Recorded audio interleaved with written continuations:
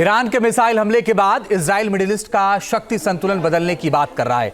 कहा जा रहा है कि हमास और हिजबुल्लाह तो बस बहाना है, असल में इजराइल ग्रेटर इजराइल के प्लान पर काम कर रहा है। क्या है ये ग्रेटर इजराइल और इसे बनाने का मकसद क्या है, वो इस रिपोर्ट में आप देखिए।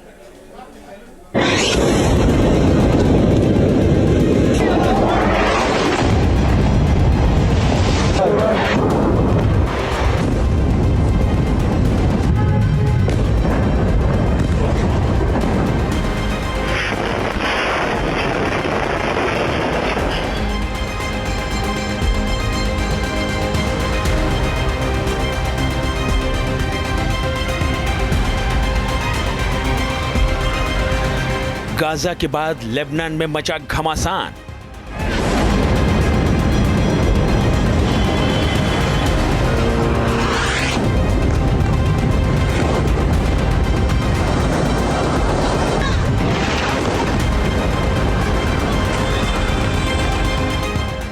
सीरिया से यमन तक दहल रहा आसमान।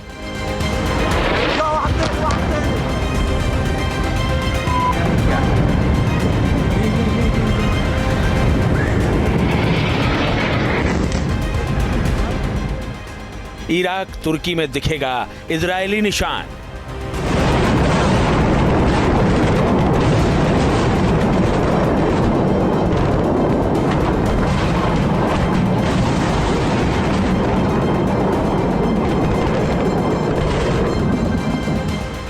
कामयाब होगा ग्रेटर इजराइल का प्लान।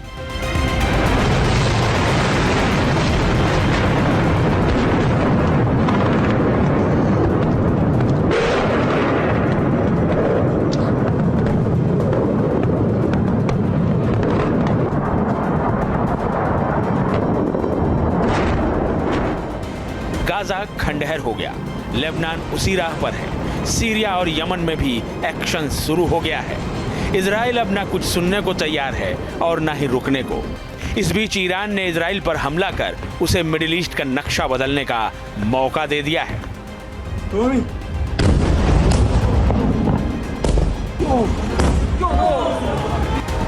इजराइल के पूर्व प्रधानमंत्री नेफ्टाली बेनेट ने ईरान के हमले पर प्रतिक्रिया देते हुए कहा था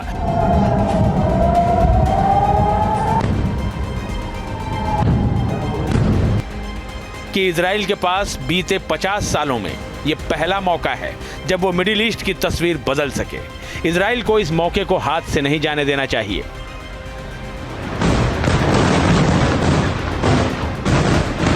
मिडिल ईस्ट की तस्वीर बदलने की इजराइल की यह मंशा नई नहीं है।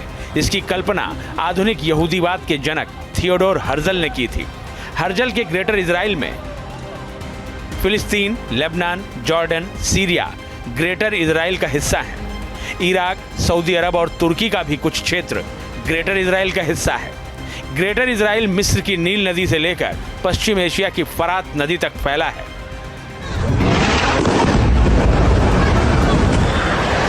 दावा किया जाता है कि ग्रेटर इजराइल मिडिल ईस्ट में सिर्फ यहूदी प्रोजेक्ट नहीं है, बल्कि अमेरिका की विदेश नीति का एक अहम हिस्सा है, जिसका मुख्य मकसद मध्य पूर्व में रणनीतिक तौर पर अमेरिका के वर्चस्व को बढ़ाना है। जिस तरह आज़ाद फिलिस्तीन के लिए रिवर टू सी का नारा दिया जाता है, उसी तरह ग्रेटर इजराइल के लिए रिवर टू रिवर का नारा दिया जाता है। कई इतिहासकारों और अंतर्राष्ट्रीय संबंधों पर नजर रखने वाले विशेषज्ञों का मानना है कि यही वजह है कि इजराइल धीरे धीरे रणनीतिक तौर पर अपने ग्रेटर इजराइल प्लान के तहत आगे बढ़ रहा है।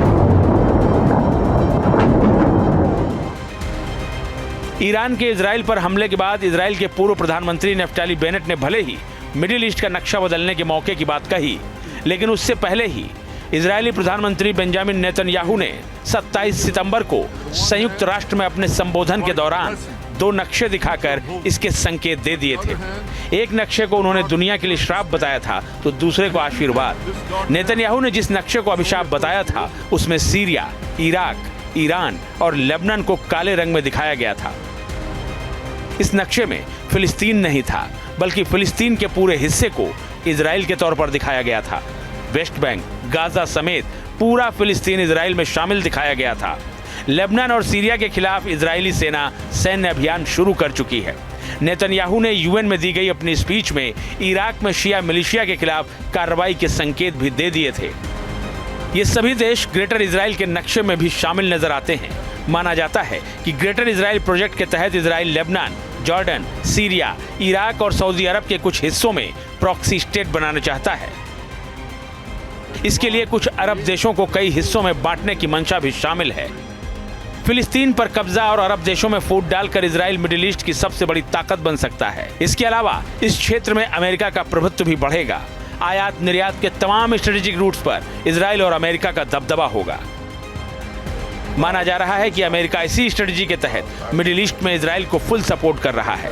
अब ईरान के जंग में कूदने से इजराइल और अमेरिका को मौका भी हासिल हो गया है।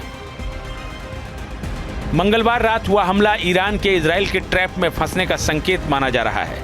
इजराइल मिडिल ईस्ट के मूलभूत नक्शे को बदलने के लिए जिस मौके की तलाश में था, वो उसे ईरान ने दे दिया है। अब नेतन्याहू अपने प्रोजेक्ट ग्रेटर इजराइल पर आगे बढ़ सकते हैं।